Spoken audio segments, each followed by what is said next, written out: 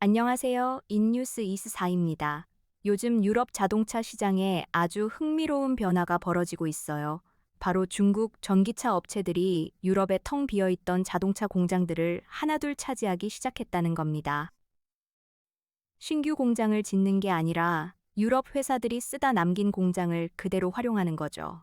도대체 왜 이런 일이 벌어지고 있는지 지금부터 쉽고 재밌게 풀어드릴게요. 먼저 어떤 업체들이 움직이고 있는지 볼까요?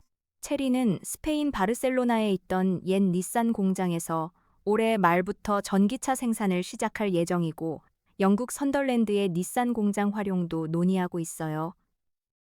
지리는 스페인 발렌시아 인근 포드 공장에 유휴 공간을 인수하는 것으로 알려졌고요.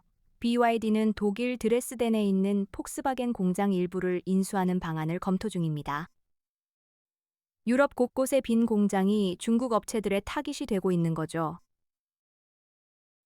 그렇다면 왜 굳이 유럽 안에서 만들려고 할까요? 핵심은 두 가지예요. 첫째, EU가 중국산 전기차에 매기는 관세를 피할 수 있고요. 둘째, 유럽 안에서 만들면 가격 경쟁력을 지킬 수 있습니다. 게다가 이미 완성된 공장과 전력망, 숙련된 노동력을 즉시 쓸 수 있으니 새 공장을 짓는 것보다 훨씬 빠르고 저렴하게 유럽 시장에 들어올 수 있어요. 한마디로 준비된 밥상에 숟가락만 얹는 셈이죠. 반대로 유럽 완성차 업체들은 왜 공장을 내주게 됐을까요?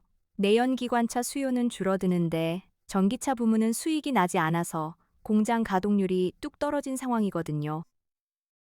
폭스바겐은 앞으로 4년간 독일 내 생산량을 무려 73만 4천 대나 줄일 예정이고, 포드와 닛산 같은 회사들도 생산을 축소하고 있어요.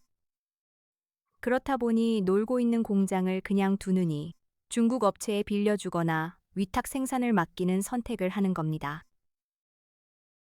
대표적인 예가 닛산이에요.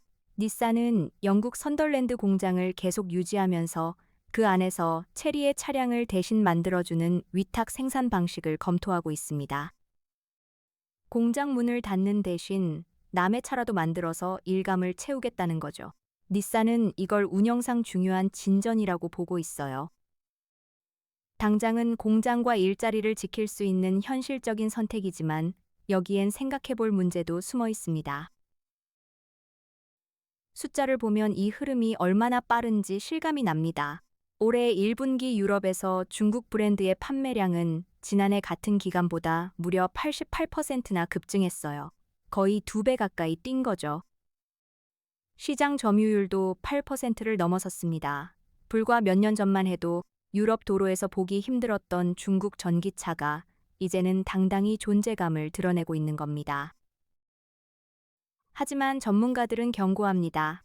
단순히 공장을 빌려주는 데서 그치지 않고 유럽이 중국의 플랫폼과 소프트웨어, 배터리 기술에 점점 의존하게 될 수 있다는 거죠.